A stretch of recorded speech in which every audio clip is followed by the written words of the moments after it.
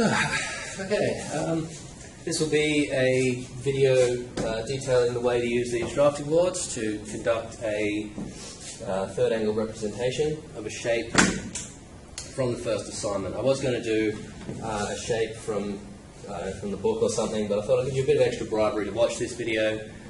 So that's a bit of the course pretty much given to you for free, as long as you follow the instructions here.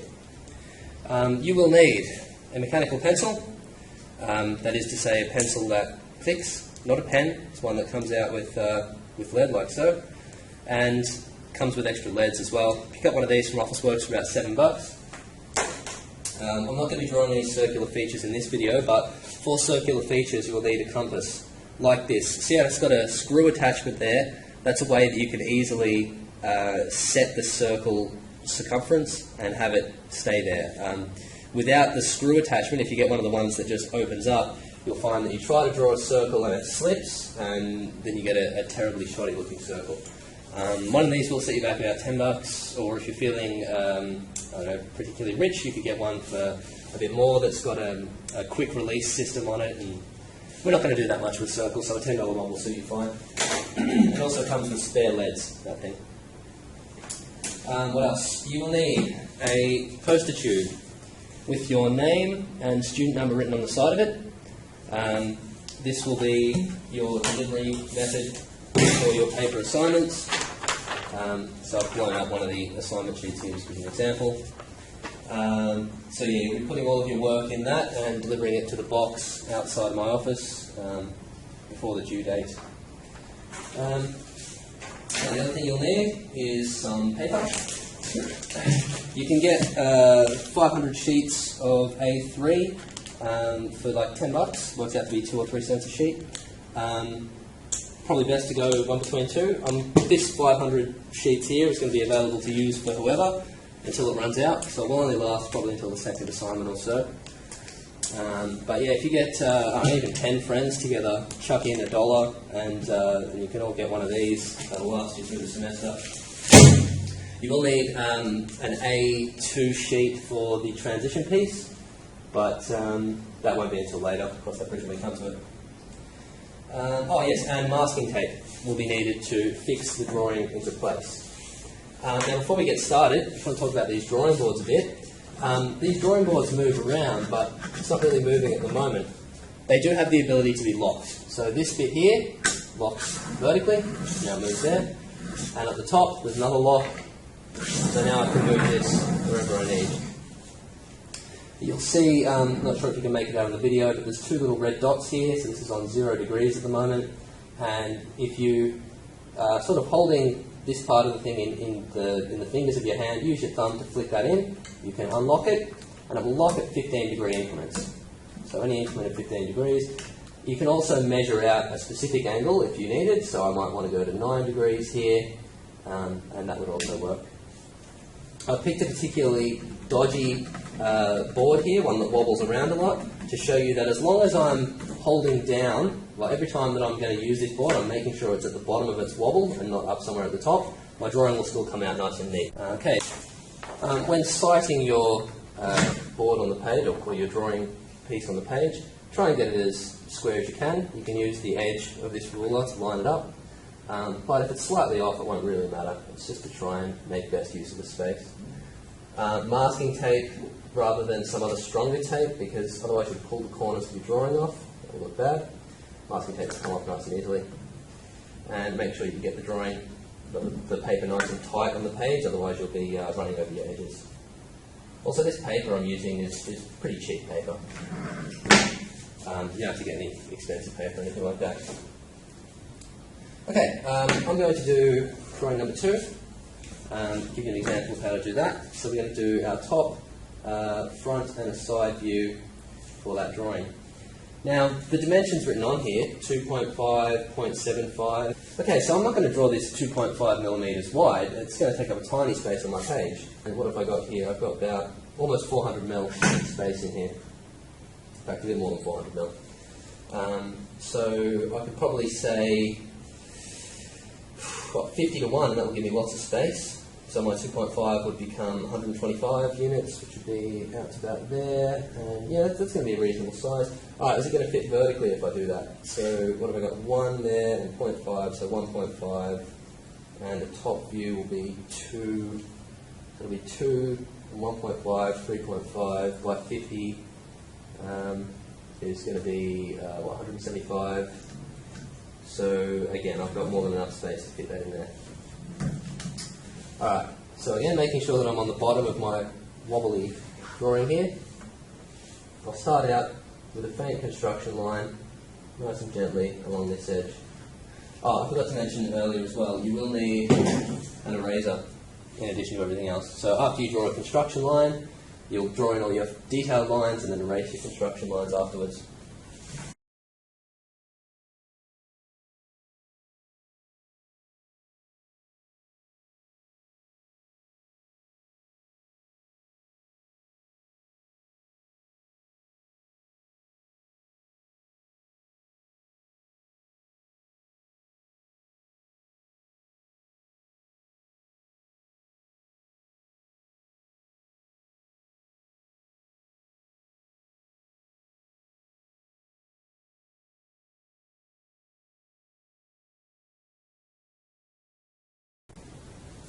So now I just need to darken up these lines, still making sure to keep them nice and straight, I guess.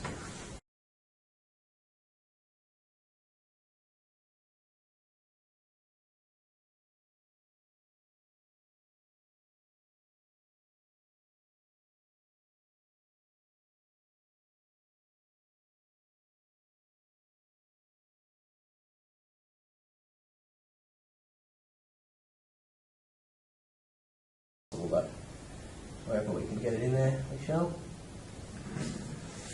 Okay, so that's kind of the top view, but there's one thing we're missing. This edge under here, which hasn't shown up on the photocopy too well, that edge under there is going to show up as a hidden line, which is in line with these places. There's kind of a plane through here that needs to be filled in. So I need to put hidden lines in line with this top edge. So that's going to be, hidden lines always start from an edge as well, and they're just dashes of roughly equal space, line and gap. I don't know if you can see there, I've got these hidden lines lining up with their edges. Starting from the edges of the shape that they're cutting through.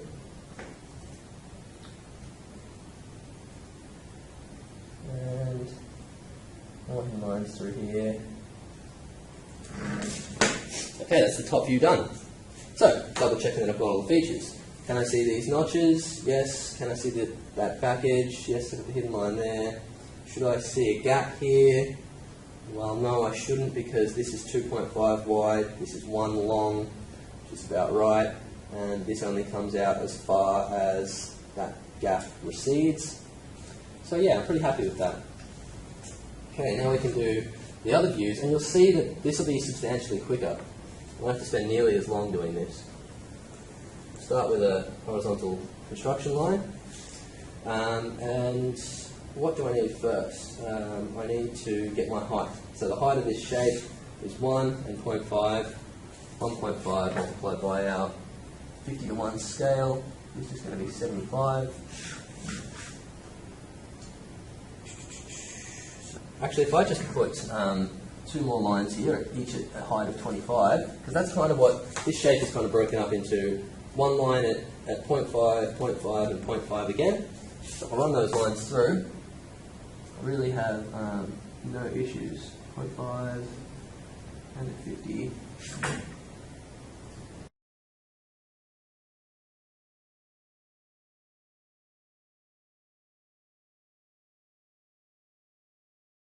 Get around to that. Okay, that's the front face done. We've got top, front, and we've only got one more face to do. So yeah, if you can see here, we've got these hidden lines. So when we see this edge, or this corner here, from the front, that's going to show up as a hidden line. Will we have any other hidden lines? Well, no, we won't. All the rest of the shapes, all the rest of the sides are pretty visible. this little out-sticking toe bit, which you can see there, shows up as a square. This little edge shows up as that bit. You can see the back face through here. Yeah, that's coming along pretty good. Now we've only got the last side. Oh, the other thing I should mention, in terms of getting third angle correctly, is it's not just about, I mean, I've heard some people say, oh, third angle, that's just 3 views. Well, no, it doesn't have to be 3 views. They've also said, oh, it's third angle, it's in alignment. Well, yeah, that's true, but there's one more key fact about third angle, which is that the relationship between the views has to do with their rotation. So, I mean, I'll explain this in the lecture about the way I try to visualise it. If this was a 3D shape embedded in the paper, I try and think of the paper as being on top of the shape. And so the top edge of the shape rotates under the paper, and that's where you see the next view. And when I go over to this view over here, the top edge of the shape stays on the paper and it rotates. So I'm going to see it from this end sort of thing. If you go the other way, if you let the shape like it's on top of the paper fall over, that's first angle. So it's not quite the same thing. It's still a way of representing stuff, but it's not the way we're going to use in this class. Okay, so again, trying to use up a lot of my paper. I'll get out to this far edge, get a vertical in here. No, it's not bother. There's a trick you can do. I'll show you an argument soon.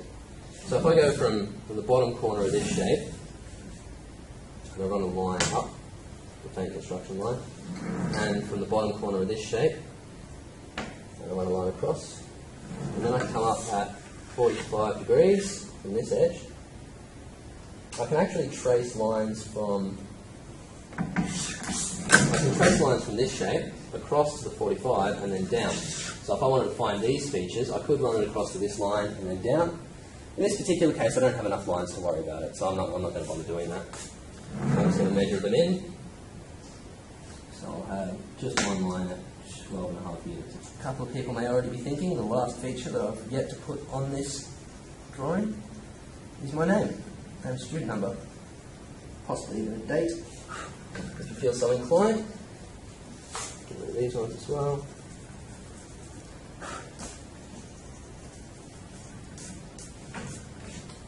Alright, so there's still a couple of spots I could neaten up. I could put that line back in there and neaten these corners and blah blah, but overall, pretty happy with this drawing. It's in its correct alignment. A little dark in this line, something I forgot to earlier. It's in its correct alignment. It's well proportioned. Remember, I'm taking up a lot of the space here. And it's easier if you had an A4 sheet. I mean, I could have fit this drawing on A4, but it's harder for you to do. You'll produce a neater drawing and it'll be easier on you if you use an A3 sheet. Okay, so I took my name somewhere on it. What do we got here? Student number, maybe the date. What is the date today? 14th, Valentine's Day. 14th of the 2nd, 2013. And that's pretty much it. When you peel these things off the drawing board, be careful to do it slowly so you don't do this and tear the corners. I've got really crappy masking tape, so it's not really the best. If you bought some of that, like Scotch Guard masking tape or whatever it's called, 3M make a range of tapes that they claim can cure cancer and end world hunger and all the rest of it. We're a bit dubious about that. Okay, so assuming you haven't ripped the corners off your thing, throw the tape somewhere disposable, roll it up, and slip it in the tube. So that was exercise 2 from this sheet, this first assignment. As you can see, it shouldn't really take you too long. A bit of practice, you'll start to see the way these third angle shapes go. And with any luck, follow the instructions set out here and explain in the lectures, you'll get good marks. Best of luck.